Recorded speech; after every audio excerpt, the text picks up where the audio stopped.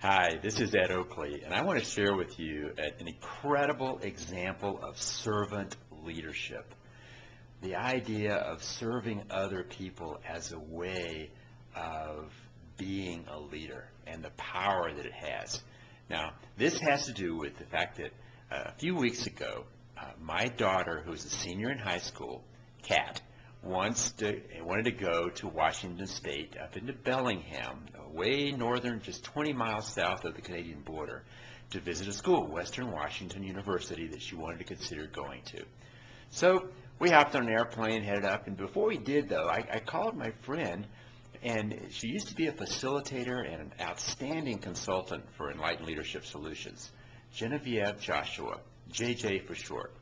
JJ, you've probably heard some of the stories or read some of the stories in our books around Georgia Pacific and how she was facilitating a meeting, and they had a tremendous breakthrough and saved the entire organization from going out of business at that one paper plant in Wisconsin.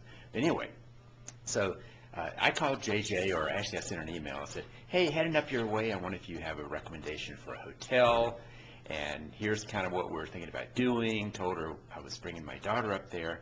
And so next thing you know, she sends me a list of hotels and recommendations and very specific reasons why we picked this hotel versus this hotel versus this hotel. So already I said, wow, I was blown away by what she did. But so anyway, so I got on the phone, got the hotel reservations, and sent JJ an email and let her know, and it said, hey, any chance we can see you I'd love my daughter to have a chance to meet you while we're there. And so we make plans to meet at a coffee shop at the Boulevard Park in Bellingham, Washington. So we show up at the Boulevard Park, and I've got to show you what JJ did. Now I'm going to swing the camera around, and now here is the package that she had. It's called, notice it says the Edster. Now that's what she called me the entire time she worked there, and that name lasted for a long time. But this is just the package she brought. Now, what's in the package? There is unbelievable amount of stuff in this thing. I didn't even keep all of it because some of it was even like a yellow pages of the local area. Now, so here's a map. You just got to see all this work that she put into this. Here's a map. I don't know how well you can see this, but it's got numbers on it. Fairhaven District. There's a 2, a 6, a 1, and well, guess what? Guess what that refers to? That refers to things to do list. And on the things to do list, Boulevard Park, number 1.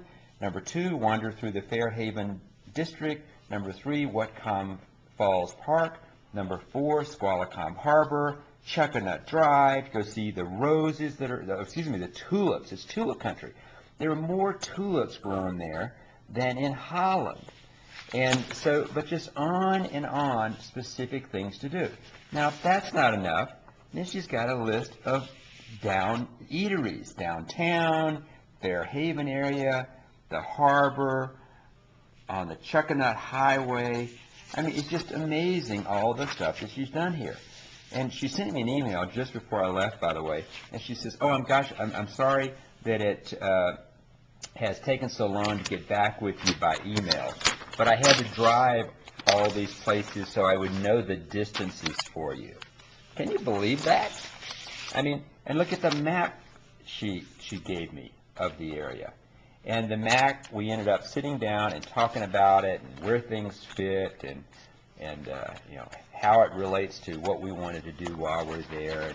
And she spent, oh gosh, at least an hour with us on a weekend when she was finishing up a major book project that she's doing now. So it was just so impressive. Now, hey, I'm just an old friend of hers. Now, can you imagine if she is doing that much service for nothing? The kind of service that she would be doing for her clients?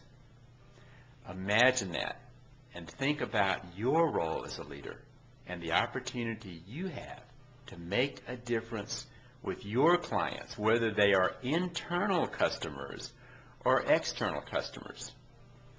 Imagine the power of servant leadership. Thank you, JJ, for an excuse to have this conversation.